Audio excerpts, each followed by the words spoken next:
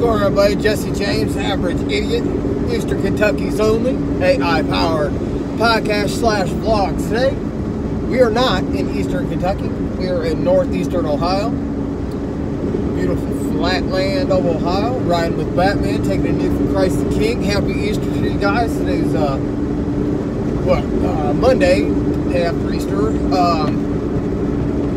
Up your business and family. And today's video is just going to be like kind of a, oh shit, oh fuck. Woo! Almost hit a turkey buzzard. Almost hit a turkey buzzard. Woo! This is the area I grew up in. Anyway, today's video will be a little bit different style. It's just a truck talk, no work. I'm actually going to look at a little piece of a property. It's a family friend needing a spring cleanup. And am I going to do it? Probably not, but I got some connections and friends up here to where I could probably sub it out. And if I can mark the ticket up high enough, get my buddy to do it for me, and put some money in his pocket, put some money in my pocket. I know he does proficient work. I ain't called him in about 2 years, see if he's still in business. Y'all know how it is. So I'm on my way to do that. But today's video, the topic I want to talk about is the most scumbag move, the most scumbag thing I've done when I was first starting in lawn and landscape. So, I'm going to tell that story right now. Hit the like button, hit the subscribe button, hit all the buttons. Y'all know what it is. Y'all hey, stop. Cool, collected. Hey. Whenever I was first starting my business, my ego was super duper high. Let's see. My ego was super high. I thought I could do it all. Started with nothing. I built it up to where eventually I was doing pretty good. You know what I mean? Got some contracts just by chance. But I wanted to do landscape installs because watching YouTube and stuff, it felt like that's where the money was. That's where the ego was telling me I needed to be, because anybody can mow grass. Anybody can mow grass, but not just anybody can do landscape installs and do them correctly, do them right, make them look good. So it's something I really wanted to do. So I got the opportunity to do, and some of you guys have been around the channel for a long time, you'll probably remember this from a couple years ago. Well, I did a design. I had a client that I mowed some grass for, did some stuff. They wanted a landscape install, and I made a little design. Didn't know what I was doing. The plants didn't really work out, but I thought I was doing good. I reached out to a couple guys. Didn't really listen to what they were saying. Kind of wanted to go with my own thing, because in my head, it kind of worked out. It looked good in my head, but to be honest and to be applicable, it wasn't going to work. And my prices was ridiculously way too low. There's no way I could have done it. So, the customer, I didn't portray any confidence. So the customer called. This is me and her kind of got together on this. It's a scumbag move. She knew she was going to save money going with me. She knew I did good work, but she knew I didn't have a clue what I was doing. So she calls another company, a good company, a landscape design company, install company. They also do lawn care. They're good. They're really, really good. And she gets a quote, and she gets the drawings, she gets the plant ideas, she gets everything.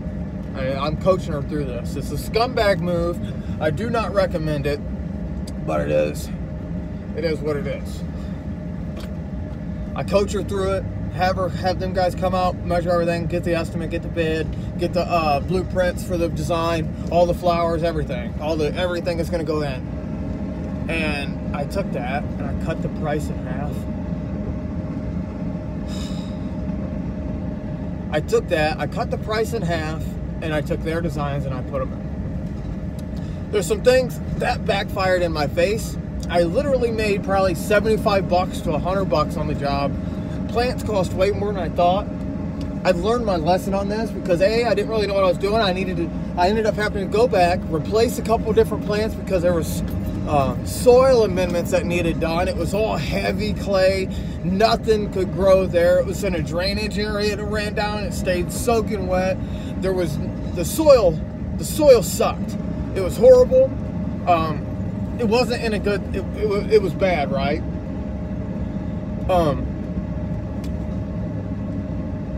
It was in a bad situation. I was in a bad spot. So I learned my lesson. I made next to no money. Obviously the landscape company, they didn't find out. Maybe they knew, I don't know. I went back, she burnt the plants up. It was just a real big mess. But anyway, I'm kind of detouring, just looking at my old shop, looking at all my mistakes. I'm kind of getting real with you guys. If you guys are still here, I appreciate y'all. There's only a few people to watch more than a couple minutes. I lost the respect of my audience on here. It's hard to regain a following if you disappear for a while. Lost the respect of my peers. I made a lot of mistakes in business.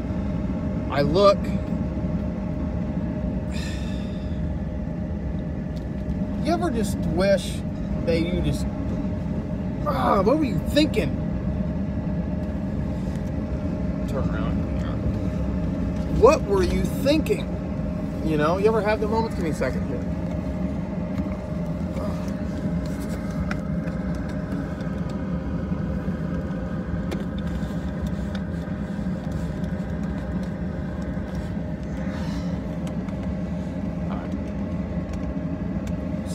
I'll try to cut a lot of that. If I don't, whatever. Yeah, I'm just driving around my hometown up here visiting for Easter. I look and it's like, I used to mow that grass, used to do this yard, that was my old shop. And I blew this business up I just started with nothing. I started with nothing and I ended with nothing. And it's all, you ever done something like this? And it's all my fault. You ever just sit and think, man, why did I know better than this. I should have done better than this. There's no excuse for it. I fell on my face and it's all my fault. And I blamed everybody around me, and it's at the end of the day, it was all my fault. And if you're in this in business, or maybe you're starting your business, but you don't think that you're capable, I'm here to tell you, as a walking, talking example,